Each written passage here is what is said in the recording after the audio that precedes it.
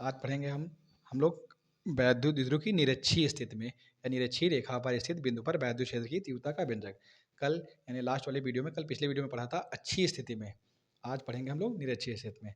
ठीक है, कल वैद्युत द्विध्रुव के बारे में बताया था, आज फिर से सीखते हैं वैद्युत ध्रुव के बारे में। कल भी बताया था, आज फिर से कि वैद्युत ध्रुव ऐसा होता है जिसमें दो आवेश हो, परिमाण में कैसे हो, एक समान हो, और प्रकृति में विपरीत हो, यानी कि जो आवेश हो वो कैसा हो, विपरीत हो, यानी कि धनात्मक एक सॉरी ऋणात्मक और क्या हो, धनात्मक हो। ये आगे पीछे हो सकता है, इससे कोई दिक्कत नहीं। और एक दूसरे से अल्प दूरी पर हो, कितनी दूरी पर हो, अल्प दूरी पर हो। ऐसे निकाय को हम लोग क्या कहते हैं, वैद्युत द्विध्रुव कहते हैं। ठीक है, अब इसको समझते हैं, निरक्षीय स्थिति क्या होती है उसको समझ लेते हैं, तब बताते हैं हम लोग को। चित्र मैंने पहले ही बना दिया है, लेकिन समझाते हैं अच्छे से। देखिए, ये मान लेते हैं एक वैद्युत द्विध्रुव है। क्या है, वैद्युत द्विध्रुव। नाम क्या है इसका, ए और बी है। ए और बी एक वैद्युत द्विध्रुव है, इसका नाम है ए बी। किससे मिलकर बना है, जो माइनस क्यू प्लस क्यू आवेशों से। इसका एक मान लेते हैं मध्य बिंदु। ये क्या है, मध्य बिंदु है। अगर मध्य बिंदु पर एक लंब खींच लेंगे, क्या खींच लेंगे, मध्य बिंदु पर क्या खींच लिया, लंब खींच लिया। मध्य बिंदु ओ है, ओ पर क्या खींच लिया, लंब। अगर लंब खींच लेंगे इस लंब पर, इस लंब वाली रेखा पर किसी भी बिंदु, कहीं पर भी कोई बिंदु ले ले, जिस कहीं पर भी बिंदु लेंगे, जो इस बिंदु पर जो ये बिंदु होगा, ये बिंदु जो होगा वो कौन सी स्थिति में होगा, निरक्षीय स्थिति में होगा, निरक्षीय रेखा पर होगा।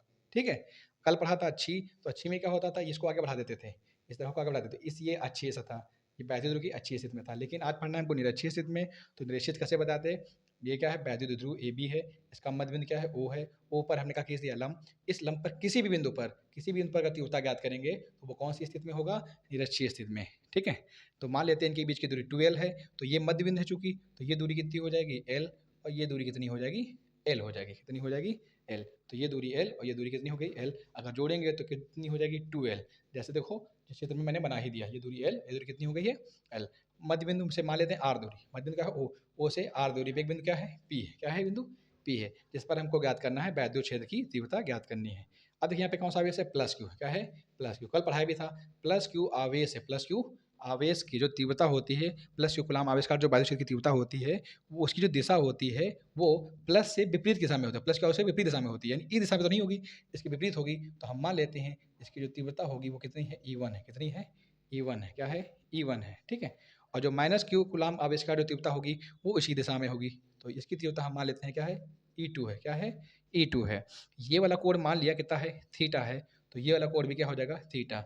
ये कैसे हो गया, देखिए हम लोगों ने पहले पढ़ा होगा छोटी क्लासों में, कक्षा 6, 7, 8 में, कि समद्विबाहु त्रिभुज क्या होता है, समद्विबाहु यानी ये भुजा अगर ये भुजा क्या है, बराबर है। अगर दो भुजाएं बराबर, किसी त्रिभुज के दो भुजा बराबर होते हैं, उसके समकोण कोण भी बराबर होते हैं। अगर यानी ये थीटा है तो ये वाला कोण भी कितना हो जाएगा, थीटा हो जाएगा। और एक चीज पढ़ाओगे, बहिष्कोण क्या होता है, बहिष्कोण। किसी त्रिभुज का जो बहिष्कोण होता है वो अंतः कोणों के योग के क्या होता है, बराबर होता है। तो अगर ये थीटा है और ये थीटा है तो ये जोड़ के कितना हो जाएगा, 2 थीटा। इसलिए देखिए यहाँ पे मैंने क्या लिखा है, 2 थीटा। क्या लिखा हुआ है, 2 थीटा। ठीक है, इतना समझ में आया आपको। ठीक है, आगे देखते हैं।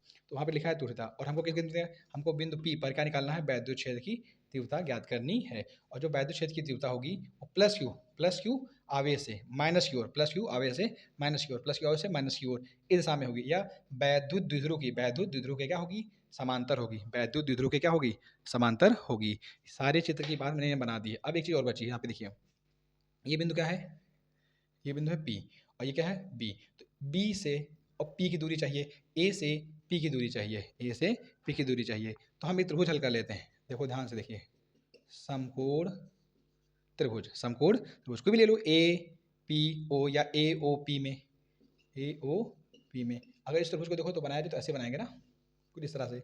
ये बिंदु कौन सा हो गया, A हो गया, ये हो गया O हो गया, ये कौन सा हो गया, P हो गया।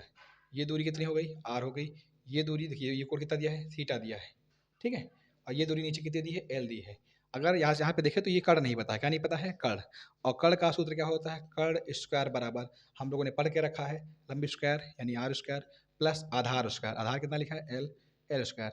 ए ओ स्क्वायर, स्क्वायर हटाते हैं तो क्या लग जाता है, अंडर रूट, यानी r square plus l square के ऊपर क्या लग जाएगा, करनी लग जाएगी, यानी रूट लग जाएगा। ठीक है, यानी कर्ण पता हो गया, कितना आया है, under root r square plus l square. इसलिए देखो मैंने लिखा भी है, under root r square plus l square. जो दूरी इधर की होगी वही दूरी सेम इधर होगी। जैसे यहाँ पे बनाया नहीं है क्योंकि इतनी जगह नहीं है, सही से बनेगा भी नहीं। ठीक है, समझ गए ना, यानी जो ए ओ आया है, यानी ध्यान से देखो, ए से ए ओ को लिख दिया है, ये निकालना था ए पी। क्या लिखना था यहाँ पे, ए पी। तो जो ए पी आया है, ए से पी दूरी, वही दूरी किसकी होगी, बीपी की भी होगी। कितनी होगी, under root r square plus क्या हो जाएगी एल स्क्वायर, यानी ए पी और बी पी ये दोनों दूरी क्या होंगी बराबर होगी। अगर ये दूरी बात की जाए तो ये दूरी भी कितनी होगी under root r square plus क्या होगा एल स्क्वायर के, ये दोनों दूरी क्या होंगी बराबर होगी, यानी जो ए पी की होगी वही क्या हो जाएगी बी पी की हो जाएगी। ठीक है, इतना समझ में आ गया। एक चीज़ और याद कर लेते हैं जो आगे काम आएगा, जरूरत पड़ेगी, जैसे कॉस थीटा क्या करेगा कॉस थीटा, और कॉस थीटा का अगर इसमें देखो कॉस थीटा निकालते हैं थीटा, कॉस थीटा शुद्ध होता है आधार बटे कड़, आधार, आधार का नाम क्या है, आधार का मान है एल, और आधार बटे कड़ होता है कड़ ए पी, कड़ क्या है ए पी, और ए पी का मान दिया है कितना दिया है under root r square plus l square. यहाँ तक समझ में आया, ये इसको नोट कर लेंगे। ठीक है, ये चित्र मैंने अच्छे से बना ही दिया है पहले से, और इसमें बारे में सारी बात समझा दी है। अब इसको हल करते हैं। ठीक है, ये ध्यान दीजिएगा, ये वाला चीज़ अभी आगे काम में आएगा। ठीक है, जब हल करेंगे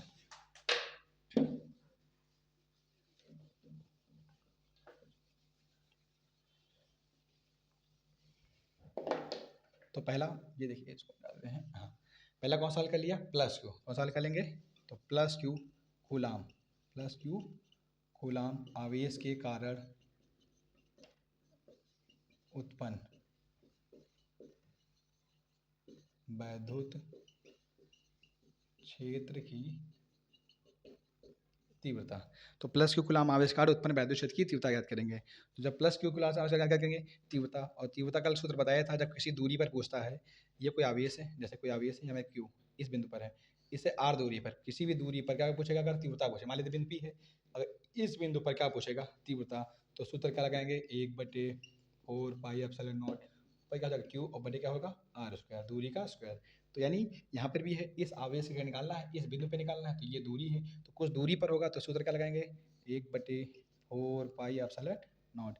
ये मान लेते हैं किसी माध्यम में रखा है, उस माध्यम का परावर्तनांक कितना है के, तो यहाँ क्या लिख देंगे के हो गया, इनटू आ जाते हैं आवेश ऊपर क्या होता है देखो क्यू, तो क्यू हो गया बटे आर स्क्वायर, क्या होता है आर स्क्वायर दूरी, और दूरी कितनी दी है इसके बीच की under root r square plus l square, और ये पूरे क्या हो जाएगा होल ऑफ स्क्वायर हो जाएगा।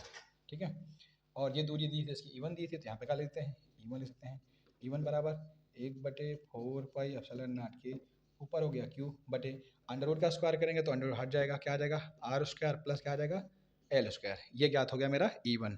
इसी प्रकार कौन सा ज्ञात करेंगे अब माइनस क्यू गुलाम आवेश, माइनस क्यू गुलाम आवेश के कारण, आवेश छूट जा रहा बार बार, चलो कोई बात नहीं, आवेश के कारण उत्पन्न वैद्युत क्षेत्र की तीव्रता, वैद्युत क्षेत्र की तीव्रता।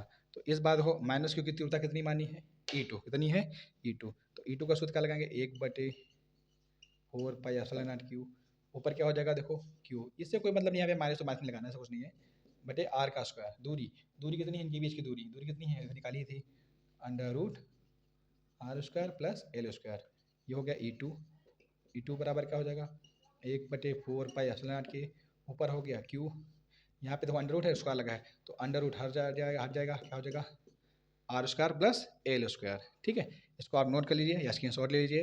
ठीक है, आगे देखते हैं, हमको निकालना कहाँ पे है बिंदु पी पर वैद्युत क्षेत्र की तीव्रता। ठीक है, याद रखिएगा बिंदु पी पर वैद्युत क्षेत्र की तीव्रता।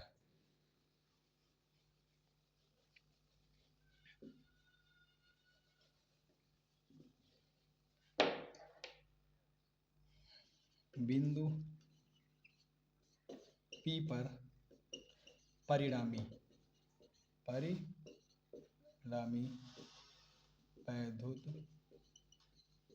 क्षेत्र की तीव्रता वो कितनी है ई है, क्या है ई है, क्या है ई है। अब देखते हैं, देखिए इसका सूत्र होता है कैसे होता है वही बता देंगे। इसको हल करने के लिए क्या करेंगे E1 square plus E2 square plus 2E1 into E2 ये होता है, और इंटू होता है कॉस थीटा, ये सूत्र होता है कैसे, जब कोई दो आवेश हो, कितने आवेश हो दो आवेश, एक आवेश Q1 एक आवेश का हो Q2, थीटा कोण पर हो और इनका परिणामी निकाला जाए तो कितना होता है a square plus b square plus 2AB cos theta, ऐसे होता है। तो यह क्या निकाला गया E1 स्क्वायर, इसकी तीव्रता कितनी थी E1, दूसरे की थी E2 square plus 2E1 into E2 into का लिखा था कॉस थीटा, लेकिन इनके बीच का कोण थीटा नहीं था, वो कितना था देखो 2 थीटा, तो यहाँ पे क्या लिखेंगे 2 थीटा लिखेंगे। अब आगे देखते हैं, देखो E1 स्क्वायर, अब E1 और E2 अभी हमने ज्ञात किया है, अगर आप देखेंगे पीछे तो वहाँ पे देखो E1 और E2 का मान सेम आया है, यानी E1 और E2 आपस में क्या है, बराबर है। E1 बराबर किसके है, E2 के। E1 बराबर क्या है, E2 के, यानी E1 के स्थान पे E2 लिख सकते हैं, या E2 के स्थान पे क्या लिख सकते हैं, E1। तो ये हो गया E1 स्क्वायर, और E2 के स्थान पे क्या लिख दिया, E1 स्क्वायर प्लस 2E1, ठीक है। और यहाँ E2 की जगह पे क्या लिख देंगे, E2 था, E2 की जगह पे क्या लिख देंगे, E1। यहाँ पे क्या होगा, कॉस 2 थीटा। फिर आगे आते हैं, एक इवन स्क्वायर कितना हो जाएंगे, 2E1 स्क्वायर प्लस 2 हो गया, इवन का गुणा करेंगे, E1 स्क्वायर कॉस 2 थीटा हो गया। ठीक है, आगे आते हैं, यहाँ पे देखिए 2E1 square 2E1 square cos 2 theta, cos 2 theta, cos 2 theta का सूत्र होता है, याद कर लेंगे, 2 कॉस स्क्वायर थीटा माइनस 1। यहाँ पे लिखे दे रहे हैं कॉस 2 थीटा बराबर क्या होता है, 2 कॉस स्क्वायर थीटा माइनस 1। ठीक है, तो इसकी जगह पे क्या लिख दिया, 2 कॉस स्क्वायर थीटा माइनस 1। आगे देखते हैं क्या हो जाएगा, 2E1 स्क्वायर, ये हो गया 2E1 square plus 2E1 square का इसे गुणा कर देंगे, दो दूनी कितना हो जाएगा, देखिए 4। E1 स्क्वायर का कर देंगे तो क्या हो जाएगा, E1 स्क्वायर, और क्या हो जाएगा, cos square theta minus 2E1 square का एक से कर देंगे, क्या हो जाएगा 2E1 स्क्वायर, ये हो गया प्लस, और ये हो गया माइनस से क्या हो गया, कट गया। अब क्या बचा है अंदर के अंदर, देखते हैं अंदर के अंदर क्या है, 4, क्या बचा है 4E1 square cos square theta बचा है, क्या बचा है, कॉस स्क्वायर थीटा। इसका स्क्रीन शॉट ले लीजिए, ठीक है, या नोट करते रहिए साथ में। इसके आगे देखते हैं, डालें, यहाँ तक कुछ समझ में आया, कोई दिक्कत हो तो आप कमेंट करिएगा, फिर से कुछ बताएंगे।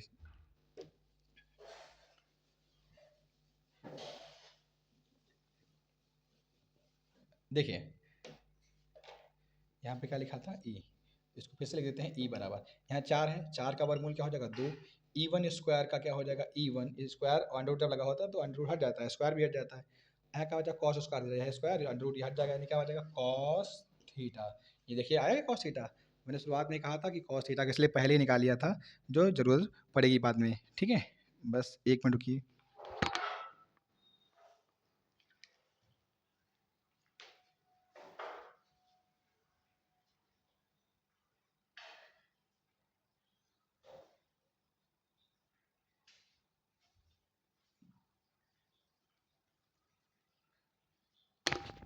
देखिए यहाँ पे क्या लिखा है, ई, ये हो गया 2E1, E1 का मान हमने ज्ञात किया था, देखिए शुरुआत में स्टार्ट में E1 का मान कितना ज्ञात किया था, 1/4 pi epsilon not Q into, याद किया था क्यू, और बटे क्या लिखा था, स्क्वायर, क्या आया था देखो, आर स्क्वायर प्लस क्या आया था, एल स्क्वायर, ये ज्ञात किया था E1 का मान। ठीक है, और ये लिखा कॉस थीटा, और कॉस थीटा का भी ज्ञात किया था, तो आधार बटे कर्ण लिखा था, आधार का मान क्या था, देखिए निकाला भी था एल, और कर्ण का मान कितना दिया था, under root r square plus क्या था, एल स्क्वायर। अब थोड़ा और अच्छे से हल करते हैं, देखिए ई बराबर, यहाँ पे क्या लिखा है, 1/4 पाई एप्सिलॉन नॉट के, यहाँ 2 है, क्यू है, एल है, इसको ऐसे लिख सकते हैं क्यू, और ये 2 को एल के साथ कर देंगे तो क्या हो जाएगा, क्यू इंटू 12। नीचे देखते हैं क्या हुआ है, r square plus l square, यहाँ पे देखते क्या लिखा है, आर स्क्वायर प्लस स्क्वायर, ये अंडर रूट हमने हटा दिया, अगर अंडर रूट हटाओगे तो घात कितनी आ जाती है, 1/2 आ जाती है, घात कितनी आती है, 1/2। यहाँ पे क्या बचा है, देखिए 1/4 पाई एप्सिलॉन नॉट के, क्यू इंटू 12, ये हम लोग को अच्छे से पढ़ के रखा है, पी बराबर क्यू इंटू 12, क्यू इंटू 12। कहा भी है कि वैद्युत द्विध्रुव के किसी एक आवेश तथा दोनों आवेशों के बीच की अल्प दूरी यानी 12 के गुणनफल को क्या कहते हैं, वैद्युत द्विध्रुव आघूर्ण कहते हैं, यानी क्यू इंटू 12 के स्थान पे क्या लिख सकते हैं, पी। यहाँ पे नीचे समझते हैं, देखिए यहाँ लिखा है आर स्क्वायर और प्लस एल स्क्वायर, यहाँ पे इसकी घात कितनी थी, 1, और यहाँ पे घात कितनी है, 1/2। देखिए यहाँ पे देखो ये है r square plus l square, यहाँ भी आर स्क्वायर एल स्क्वायर, तो आधार समान है, अगर आधार समान हो और बीच में गुणे का चिन्ह हो तो घातें जुड़ जाती हैं।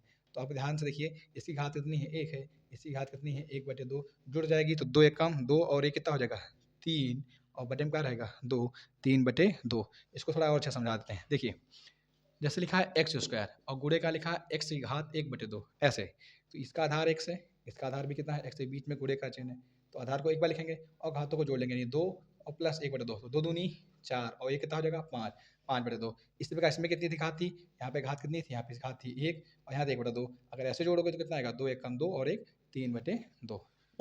इस तरह से हमने ऐसे लिखा है। ठीक है, आगे देखते हैं, यहाँ पे क्या है, 1/4 पाई एप्सिलॉन नॉट क्यू, ये हो गया पी, बटे का लिखा है, देखिए r square plus l square. लेकिन एक चीज़ देखिए, अब अगर इसको ध्यान से देखो, हम एल स्क्वायर को छोड़ भी सकते हैं। कैसे? यहाँ पे हमने बताया था इनके बीच की अल्प दूरी है। क्या है? अल्प दूरी है। एल जो दूरी है वो बहुत अल्प है। टू बल्कि अल्प नहीं, 12 अल्प माना था, तो एल तो और उससे छोटा हो गया। तो आर जो है, आर ये से बहुत दूरी पर है। आर एल से जो बहुत बड़ा है।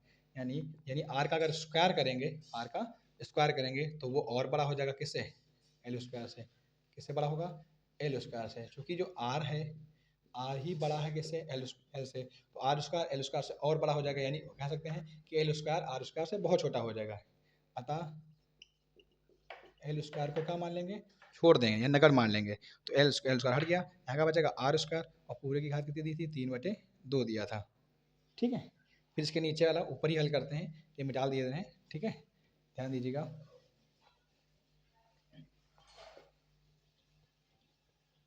अब यहाँ पे देखिएगा था ई था, ये हो गया ई बराबर 1/4 पाई एप्सिलॉन नॉट के हो गया। ठीक है, ऊपर क्या लिखा था? पी था।